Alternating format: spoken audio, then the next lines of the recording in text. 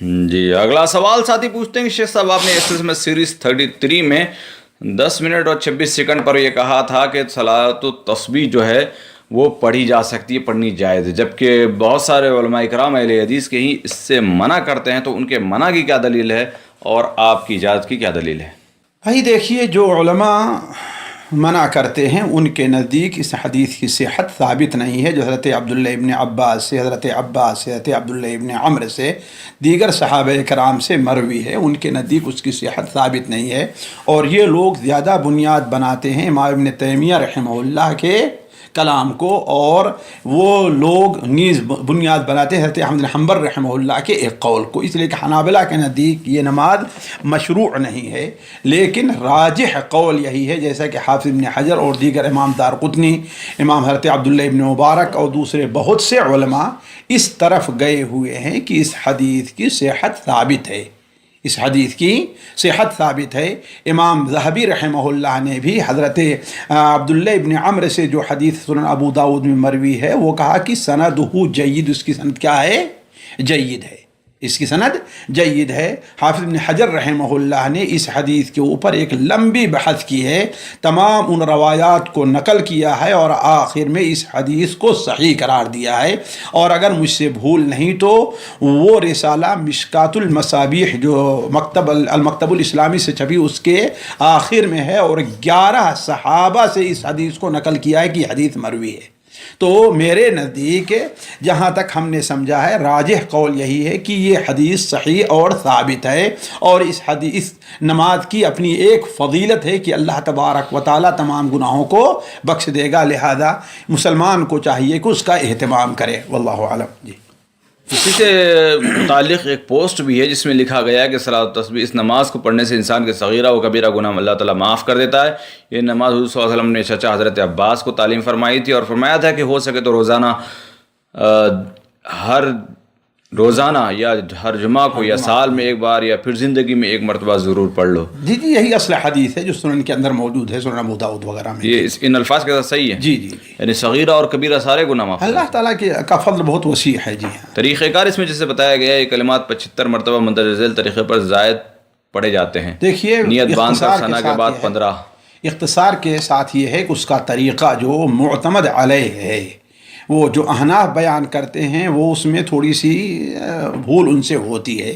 جو معتمد علیہ طریقہ ہے اور صحیح سند سے ثابت ہے وہ یہ ہے کہ پہلی رکعت میں سورہ فاتحہ پڑھنے کے بعد کوئی اور سورت پڑھے، پھر اس کے بعد 15 بار سبحان اللہ والحمد للہ ولا الہ الا اللہ واللہ اکبر، پھر رکوع میں جائے، رکوع کی تسبیح کے بعد 10 بار یہی کلمات دہرائے، پھر رکوع سے اٹھے، تحمید کے بعد یعنی سمع اللہ لمن حمدہ کے بعد 10 بار ان کلمات کو پڑھے، پھر سجدے میں جائے، تسبیح کے بعد 10 بار ان کلمات کو پڑھے، پھر سجدے سے اٹھے اور رب اغفر لی یا یہ دعا ہے پڑھنے کے بعد 10 بار ان کلمات کو پڑھے، پھر دوسرے سجدے میں جائے اور تسبیح کے بعد 10 بار ان کلمات کو پڑھے، اور پھر سجدے سے اٹھ کر کے جلسے اس طرح بیٹھ جائے، یعنی سیدھے کھڑا نہ ہو، اور 10 بار ان کلمات کو پڑھے اور بغیر اللہ اکبر کہے ہوئے اٹھ کر کے دوسری رکعت کے لیے کھڑا ہو جائے، اور اسی طریقے سے 4 رکعتوں میں کرے۔ ایک رکعت میں 75 بار ہوتا ہے،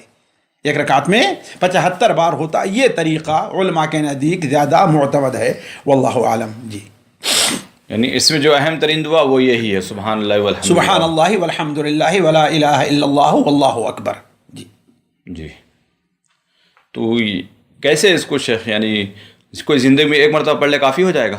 دیکھیے، ایک بار بھی نہ پڑھے تو کافی ہے، یعنی واجب تو ہے نہیں، لیکن انسان کی استطاعت پر ہے۔ ہر ہفتے میں انسان پڑھ لیا کرے، مہینے میں ایک بار پڑھ لیا کرے، سال میں ایک بار پڑھ لیا کرے، وہ تو انسان کی اپنی استطاعت کے اوپر ہے۔ نہیں، کوئی آج پڑھ لے اور یہ نیت کر لے کہ اللہ کے فضل سے اب میرے سارے گناہ معاف ہو گئے، تو آگے والے جو گناہ کریں گے وہ بات کی بات ہے، لیکن اب تک تو یہ نیت کر سکتا ہے۔ یہ تو صرف صلاۃ تسبیح ہی پر نہیں ہے نا، یہ تو نماز آپ پڑھیے اس کے اوپر بھی یہ فضیلت وارد ہے، یہ رکوع حج کیجئے اس کے اوپر بھی یہ فضیلت وارد ہے کبیرہ سے متعلق۔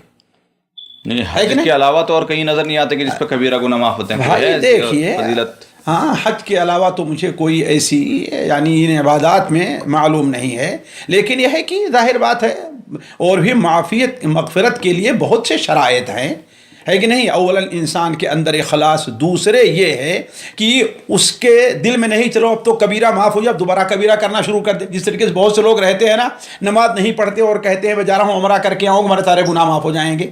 علی کل حال وہ شروط پائے جائیں گے تو اللہ تعالیٰ کا فضل واسع ہے. جی یہ اس زمرے میں تو نہیں آتی حدیث کے جیسے علماء کہتے ہیں کہ سمجھ لو کہ اس کے اندر فضیلت زیادہ ہے اور ثواب زیادہ ہے تو سمجھ لو کہ حدیث ضعیف ہے. بھائی یہ اس شرط میں ہے کہ اس کی صحت ثابت نہ ہو رہی ہو. جی تو اس کی صحت ثابت ہو رہی ہے، بالکل ثابت ہو رہی ہے. پھر اختلاف کیوں آ گیا؟ بھائی دیکھیے بسا اوقات اہل علم کی وجہت نظر کے اندر فرق پڑتا ہے. امام ابن تیمیہ ان لوگوں نے زیادہ بنیاد جو بنایا ہے وہ یہ ہے کہ اس کا طریقہ عام طریقوں سے مختلف ہے. اسی لیے میں اس سلسلے میں پڑھنے لگا تو ایسا اندازہ لگ رہا ہے جیسا ابن حجر نے اشارہ کیا کہ احمد ابن حنبل رحمہ اللہ نے اس حدیث کو ضعیف قرار دینے سے رجوع کیا ہے، بلکہ بہت سی حدیثوں کو وہ لوگ بھی صحیح مانتے ہیں جبکہ اس سے کم اس کے طرق ہیں اور اس سے زیادہ بعض حدیثوں کے اندر ضعف پایا جاتا ہے. ان تمام حدیثوں کو حضرت عبداللہ ابن عمر کی جو حدیث ہے اس کی سند کو دیکھیں تو حافظ زبیر علی زئی بھی جو دو حدیثوں کو ملا کر کے صحت کے قائل، دو ضعیف حدیثوں کو ملا کے صحت کے قائل نہیں ہوتے، وہ بھی کہتے ہیں کہ اس کی سند حسن ہے. جی علی کل حال یہ وجہت نظر اہل علم کی جس کو اطمینان نہیں ہے نہ پڑھے. جی سامعین کرام، ہمارے علمی اور عوامی دروس اور سوال و جواب کی مجلسوں سے آپ خود بھی مستفید ہوں اور اپنے دوست و احباب کے ساتھ بھی شیئر کریں. عین ممکن ہے کہ آپ کے شیئر سے کسی کی اصلاح اور آپ کے لیے صدقہ جاریہ بن جائے. واٹس ایپ پر اسلامک میسج حاصل کرنے کے لیے نمبر نوٹ فرمائیں: یعقوب عزیز 00966 5089 59707. واٹس ایپ سوال جو آپ گروپ میں ایڈ ہونے کے لیے نمبر نوٹ فرمائیں: عبدالسلام عمری 00966 502627 622. نمبر بھیجتے ہوئے نام اور پتہ ضرور لکھیں. اسی طرح ہمارے یوٹیوب چینل اسلامی دعویٰ کو ضرور سبسکرائب کریں تاکہ ہماری ہر نئی اور اہم ویڈیو کی اطلاع آپ کو فوری حاصل ہو جائے. تمام دروس، مقالات اور سوال و جواب سیریز کے لیے ہماری مشہور ویب سائٹ www.islamidawah.com کا مشاہدہ کرتے رہیں. السلام علیکم ورحمۃ اللہ وبرکاتہ.